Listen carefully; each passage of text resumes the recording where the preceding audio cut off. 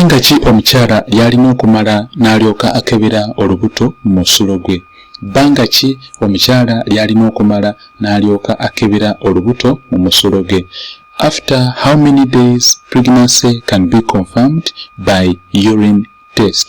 After how many days pregnancy can be confirmed by urine test? Bbanga ki omukyala lyalina okubanga amala n'alyoka akebera olubuto mu musulo gwe?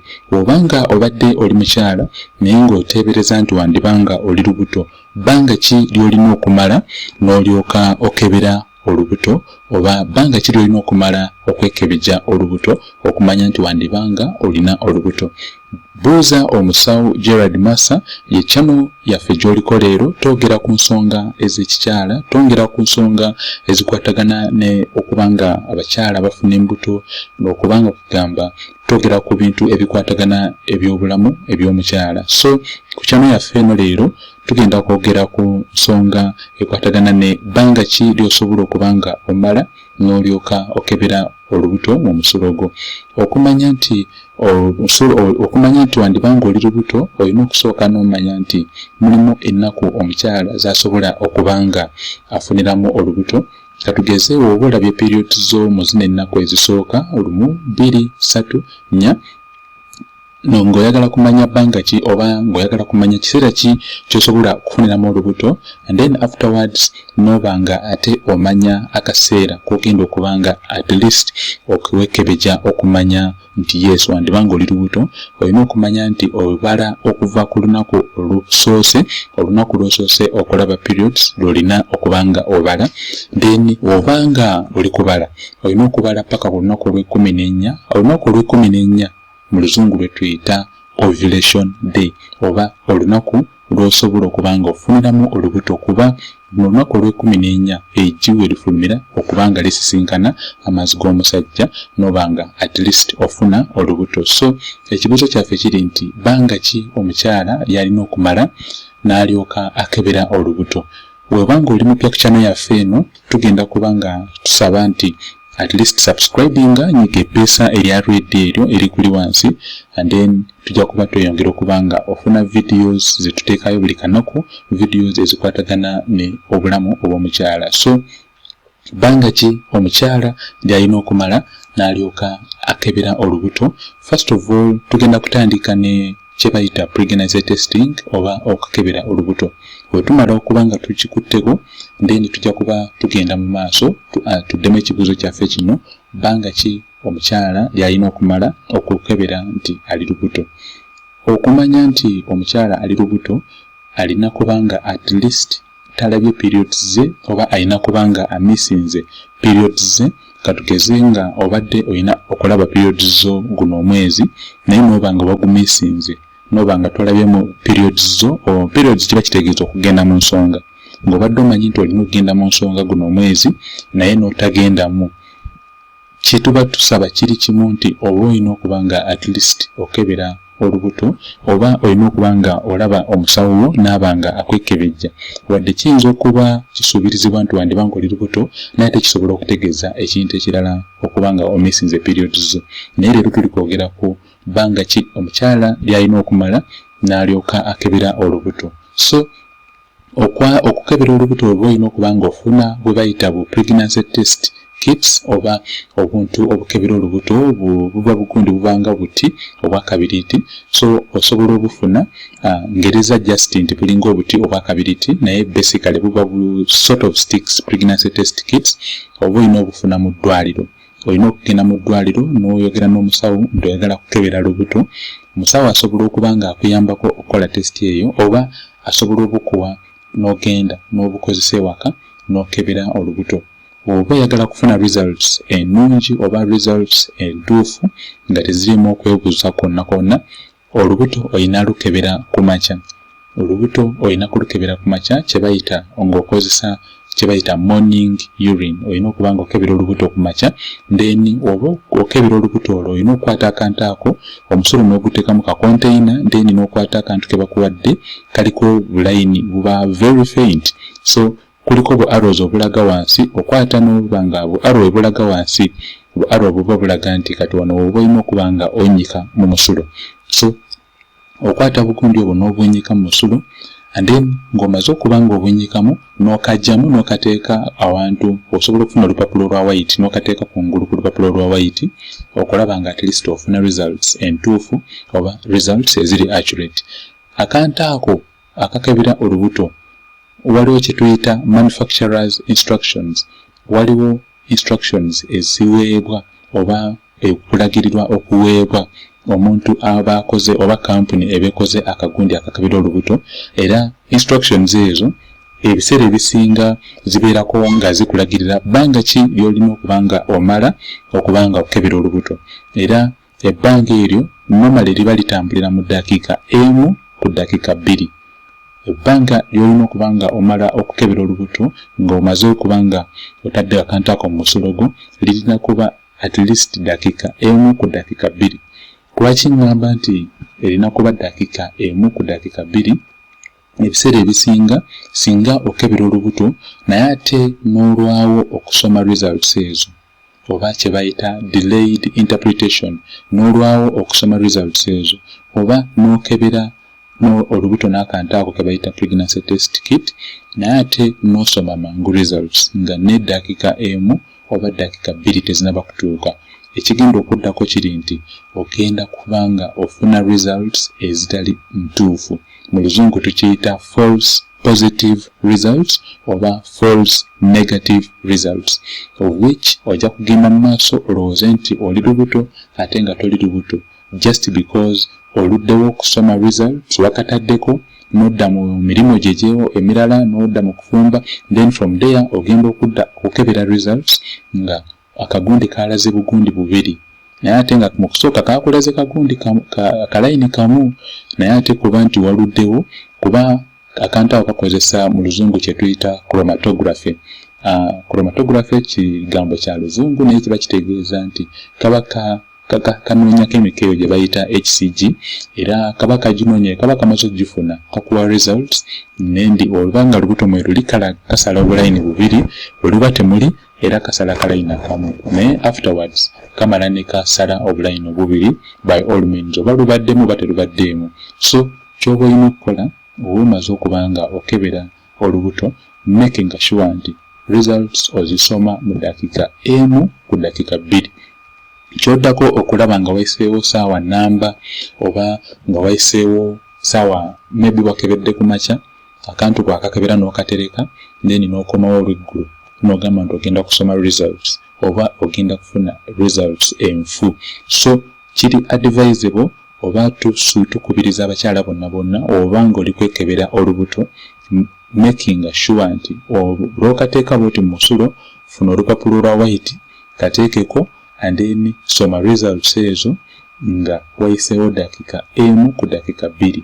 Tetuganye waliwo ebika ebirala eby'obuntu obukebera olubuto bwe bayita bu pregnancy test kits ate nga bwo buli very accurate, buli digital, tisibwe buno bwokunyika nabwo bwakunyika musulo naye si bwakulinda olabe kalayini kamu oba bulayini bubiri, buli bwo buliko ekigambo pregnant not pregnant. Obwo nabwo weebuli ebikamu ebiri ku markets osobola okubanga era ofuna ekika ekyo oba nga obadde ate oyagadde okubanga ogenda digital omutindo obeere ng'ogusitula, olina okumakinga sure nti ate ogenda mu pharmacies ezikuliraanye ennene n'obanga ofuna obukebera olubuto obuli digital.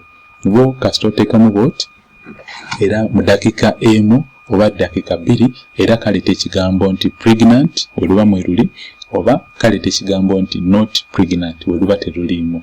Naye ate wadde buli digital omutindo obanga oba ogutadde ku digital nga kati tokyakozesa buli obw'obulayini obubiri, tekitegeeza nti ate nabwo oba obadde okebedde nti ate olina okuteekaawo then ne kalwawo. Nedda, kasobola okuleeta nti oli pregnant naye wogamba nti wakakebedde gwe n'okateeka wali n'ogenda mangu ku bintu ebirala n'okomawo nga wayiseewo saawa 4 oyinza okukomawo nga kataddeko ekigambo not pregnant. Naye ate nga mu kusooka kakugambye nti oli pregnant naye just because waluddewo omulimo gwako guba guweddeko, ebintu by'abazungu babikola nga biri specific ku kye birina okukola, ebimala okukola omulimu gwabyo nga ate bikuwa ebintu ebirala. So olina okumakinga sure nti results zo ozisoma mu ekyo ekiseera ekyokubanga kye baakulagirira oba according to the manufacturer's instructions.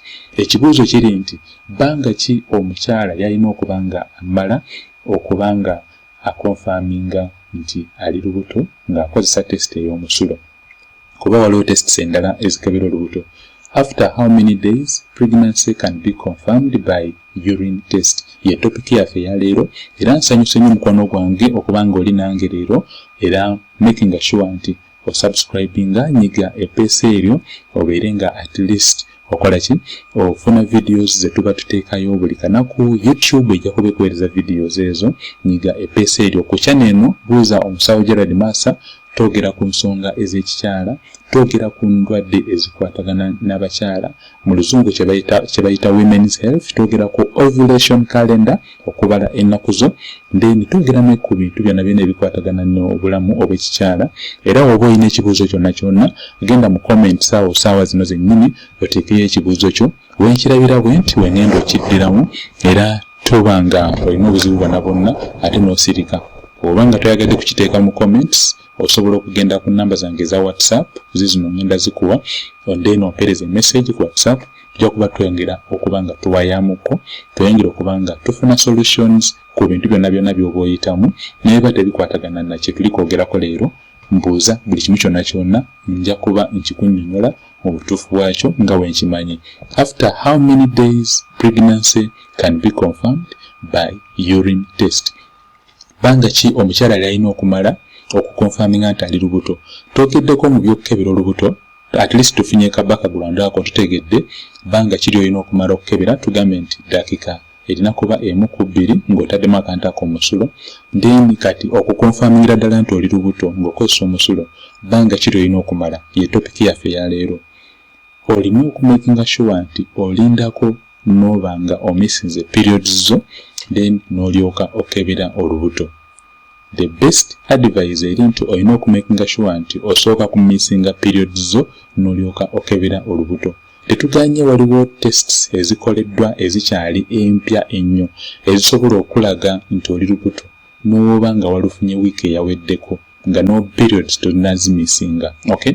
Naye ate the best advice oba amagezi amatuufu gendi okuwa mukwano gwange gali nti making sure nti omissinga periods, obadde olina kulaba periods zo guno omwezi, at least making sure nti zimala kubanga tozirabye, and then from there n'obanga okebera olubuto.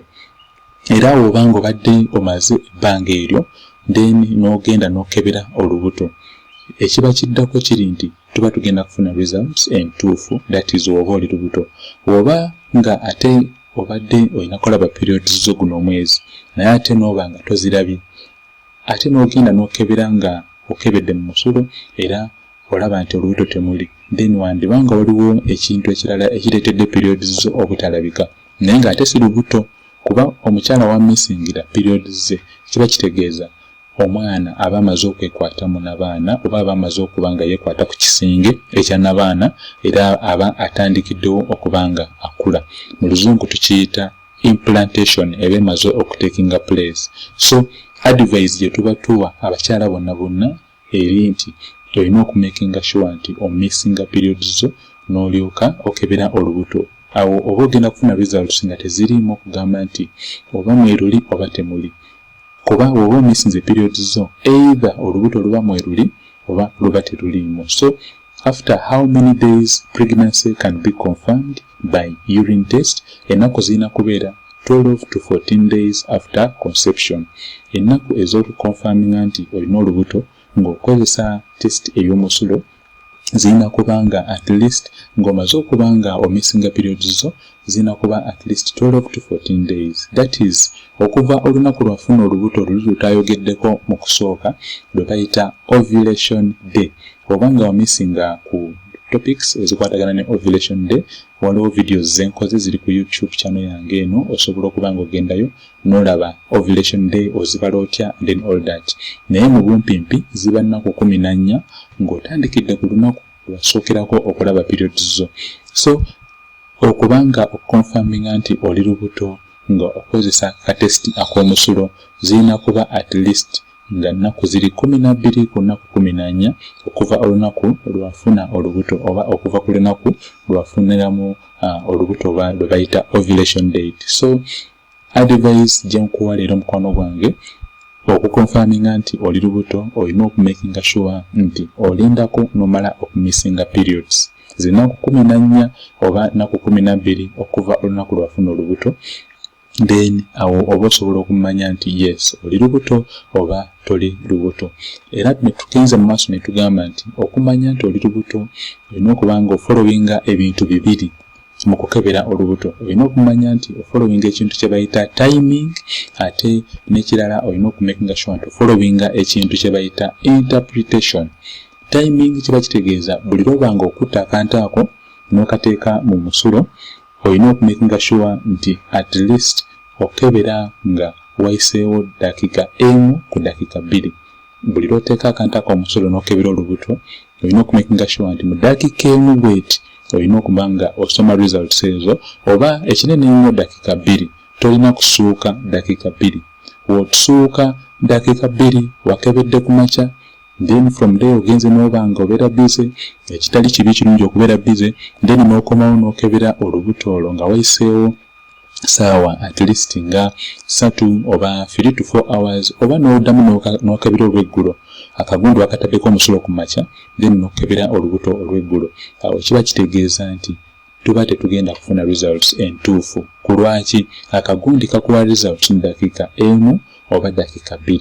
Era tugenze mu maaso ne tugamba nti akantu k'ogenda okukozesa olina okumakinga sure nti okasomako kungulu n'omakinga sure nti tekali expired. Kuba ate wekaba nga kali expired tekiba kirungi, kuba ate ogenda okulaba nga results eziba zivaamu teziba ntuufu kuba oba okozeseza ekintu ekyayitako ennaku. So olina okumakinga sure nti akantu tekali expired, ate n'ekirala olina okumakinga sure nti at least kali enclosed bulungi oba kasabike bulungi, tekalina kubanga kayitamu empewo. Then ekirala kitugiddeko tugidde ku kye bayita interpretation. Tugambe nti obanga oli kuvunula results ezo olina okuba nga ozivunula bulungi, kuba ate obanga ozivunudde bubi oyinza okulowooza nti results ziri positive ate nga ziri negative. So bw'oba okozesezza kano akasala obulayini obubiri olina okumakinga sure nti okasoma obulungi ennyo. Obanga ogezezaako okukasoma naye ne kaba nga kakutawaanyizzaamukko, making sure nti okubira omusawo wo oba gendako ew'omusawo oddemu naye abeere ng'akola ki? Akebera. Era wabanga afunye results naye zaabanga tezimulaze kintu kituufu, agenda kuba akwongerayo okole, oba agenda kuba akola result endala oba test endala ey'omusaayi gye bayita blood HCG test, whereby bajja kujjako akasaayi katini ku mukono ng'era we bakebera ebirwadde byonna naye wano baba tebakebera birwadde, baba bakebera lubuto. Baba bagenda kujjako kasampo ak'omusaayi then bakatwale mu lab bakebere olubuto naye nga bakozesa omusaayi. Mu luzungu tugiyita blood HCG test, ate ebiri eri more accurate, esobola okuba nga ate yeyongera okulaga ekiba kigenda mu maaso. Era webanga naye eraze results nga teziri conclusive, ez'omusulo zaalaze nti kwegamba ebintu tebikwatagana, ate ez'omusaayi nazo ziraze nti ebintu tebikwatagana, then dokita wo aba agenda kusaba scan.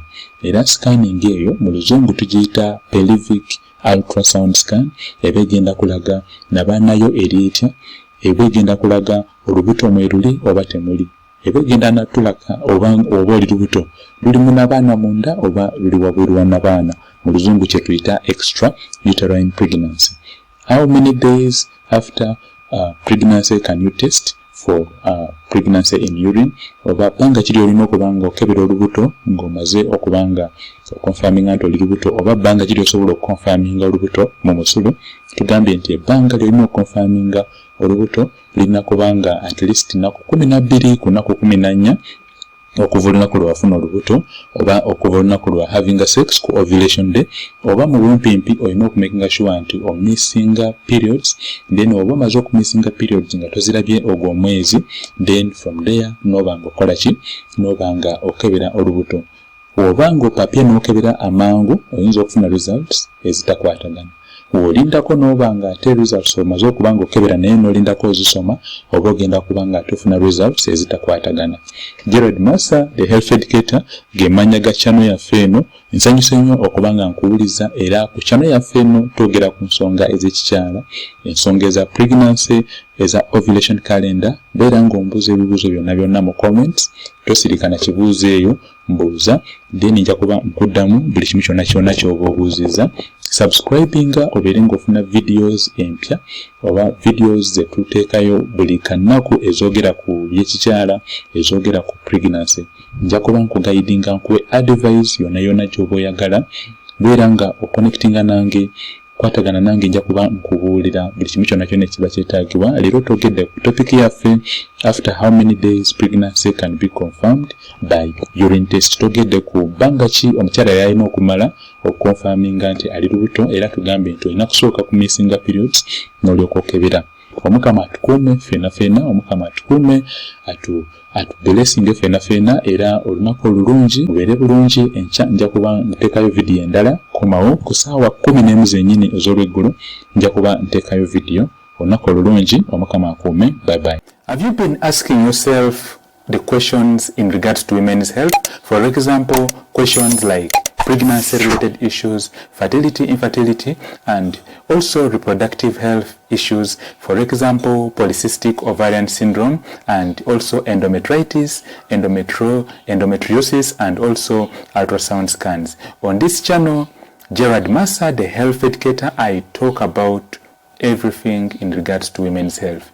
Ask me all your questions and I will answer all your questions down below in the comments. And remember to hit the subscribe button so that you get new videos I put out every day. Welcome. In today's lesson, we are going to talk about something very important. Please stick around to the end. You are going to learn a lot in today's lesson. You are most welcome and please stick around. See you there.